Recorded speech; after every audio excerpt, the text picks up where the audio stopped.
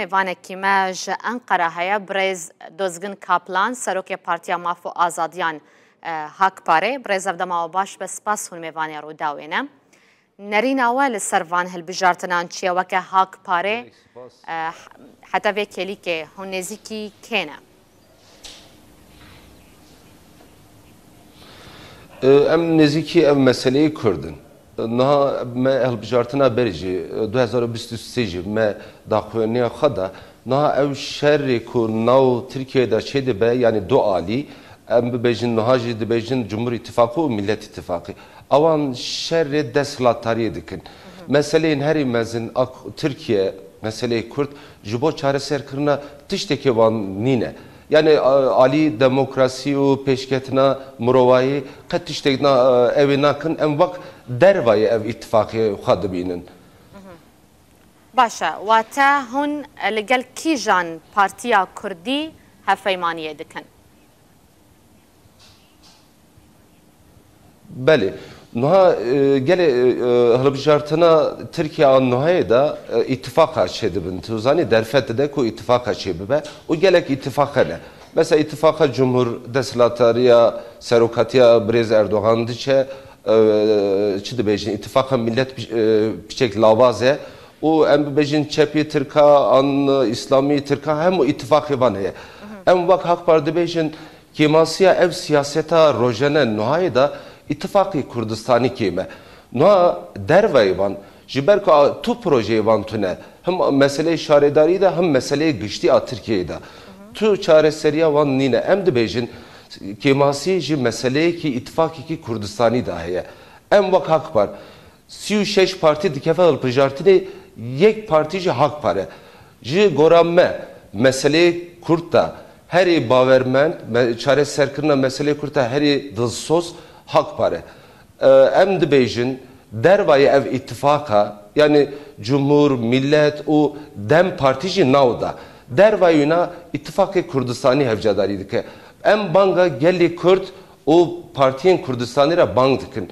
Heqê ketina hilbijartinê yê Hakpar heye. Ev heqê wan e jî, yê Kurdan e jî.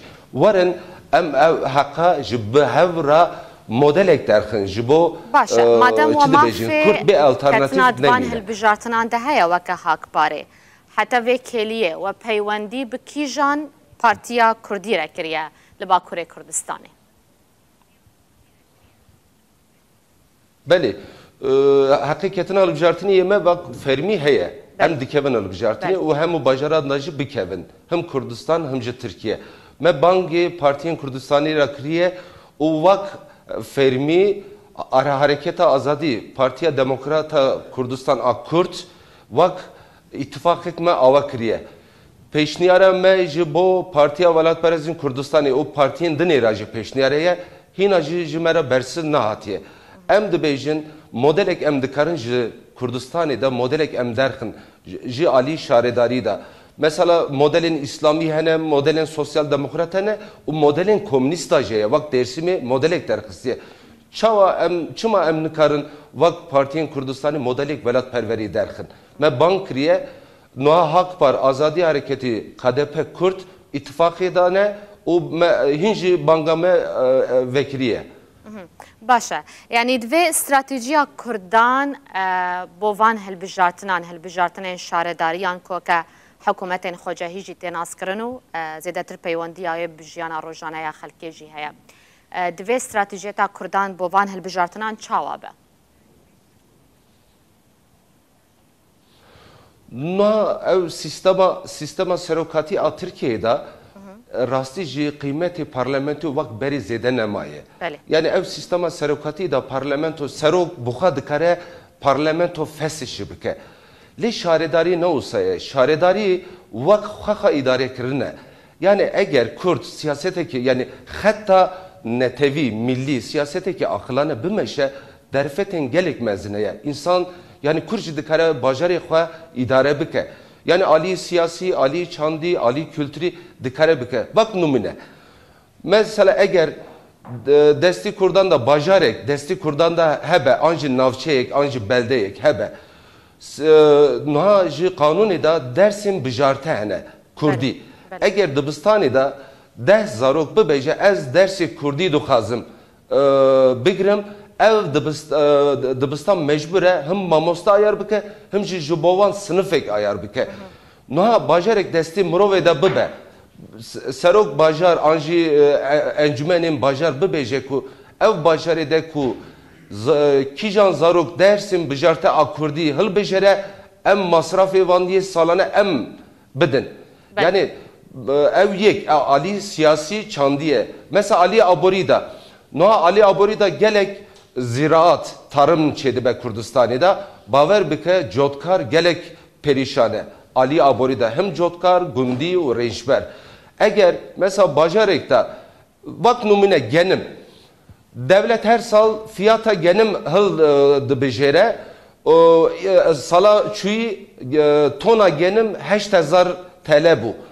Noha 8000 TL simsar ji Kurdistan'ı çedibin Cotkar mecbur diminin ev genima bifroşun. Jiber ku deyne vana ya mazot kirina, gübre kirina. Jiber bu ku para lazım. 5000 nif mecbur diminin difroşun. Eğer şaredariye destim Kurdeki velat perverde bibe.